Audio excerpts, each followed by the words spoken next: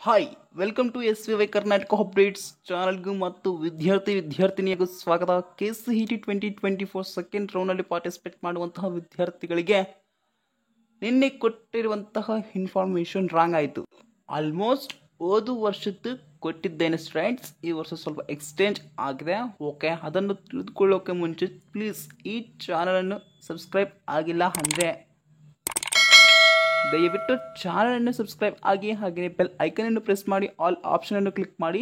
ಈ ವಿಡಿಯೋದಲ್ಲಿ KCET 2024 second ರೌಂಡ್ನಲ್ಲಿ participate ಮಾಡುವಂತಹ ವಿದ್ಯಾರ್ಥಿಗಳಿಗೆ ಫೈನಲ್ ಮಾಕ್ ಅಲಾಟ್ಮೆಂಟ್ ರಿಸಲ್ಟ್ಸ್ ಯಾವಾಗ ಬಿಡ್ತಾರೆ ಮತ್ತು ನಿಮ್ಮ ಚಾಯ್ಸ್ ಎಂಟ್ರಿ ಎಷ್ಟು ದಿನ ಟೈಮ್ ತಗೊಳ್ಳುತ್ತೆ ಅನ್ನೋದನ್ನು ತಿಳಿದುಕೊಳ್ತಾ ಕೊನೆಯವರೆಗೂ ನೋಡೋಕ್ಕೆ ಟ್ರೈ ಮಾಡಿ.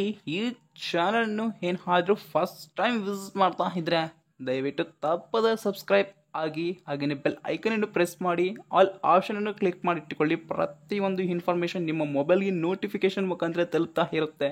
ಯಾವುದಾದರೂ ಒಂದು ಉಪಯೋಗದ ವಿಡಿಯೋ ತಿಳಿಸ್ತಾ ಇರುತ್ತೆ. ಓಕೆ, ಈಗ KCET 2024 ಸೆಕೆಂಡ್ ರೌಂಡ್ದು ಮಾಕ್ ಅಲಾಟ್ಮೆಂಟ್ ರಿಸಲ್ಟ್ಸ್ ಯಾವಾಗ ಬಿಡ್ತಾರೆ? ಹಾಗಾದರೆ ಸೆಪ್ಟೆಂಬರ್ 17ಗೆ ಆಲ್ ಕಾಲೇಜಸ್ ಓಪನ್ ಆಗ್ಬೋದು. ಮೋಸ್ಟ್ಲಿ ಇಂಜಿನಿಯರಿಂಗ್ ಕಾಲೇಜಸ್ ಅಂತೂ ಸೆಪ್ಟೆಂಬರ್ 17 ಸ್ಟಾರ್ಟ್ ಆಗ್ತದೆ. ಆದ ಕಾರಣ ಸ್ಟೂಡೆಂಟ್ಸ್ ಪ್ರೋಗ್ರಾಮ್ ಇರುತ್ತೆ. ಓಕೆ, 10 ಡೇಸ್ ಅಂತ ತಿಳಿಸಿದ್ದಾರೆ. 10 ಡೇಸ್ ನೆಕ್ಸ್ಟ್ ಇದು ಕ್ಲಾಸಸ್ ಸ್ಟಾರ್ಟ್ ಆಗ್ತದೆ. ಹಾಗಾದರೆ ಈ ಇಂಟ್ರೊಡಕ್ಷನ್ ಅನ್ನುವ ಒಂದು ಪ್ರೋಗ್ರಾಮ್ ಅಲ್ಲಿ ಸೆಕೆಂಡ್ ರೌಂಡ್ ಸ್ಟೂಡೆಂಟ್ಸ್ ಕೂಡ ಪಾರ್ಟಿಸಿಪೇಟ್ ಆಗ್ತಾರಾ ಅನ್ನೋದು ಕೂಡ ತಿಳಿದುಕೊಳ್ತಾ ಇದ್ದೀವಿ. ಕೊನೆಯವರೆಗೂ ನೋಡೋಕ್ಕೆ ಟ್ರೈ ಮಾಡಿ.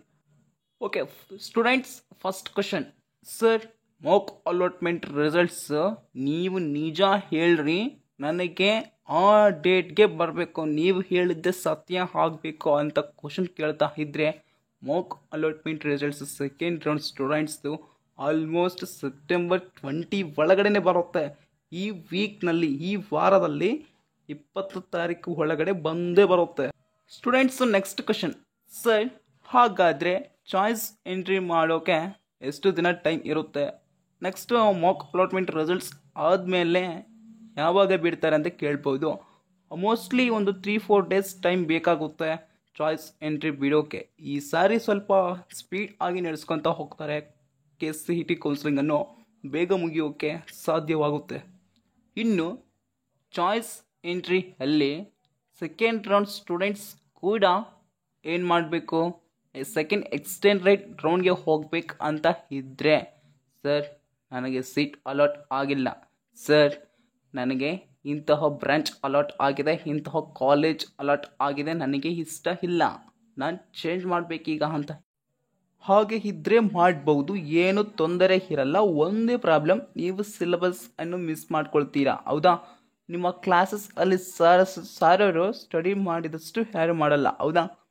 ಒಂದು ನೀವು ಯೂಟ್ಯೂಬ್ನಲ್ಲಿ ನೋಡಿ ಆ ಸಿಲೆಬಸನ್ನು ಸರ್ಚ್ ಮಾಡಿ ನೋಡ್ಬೋದು.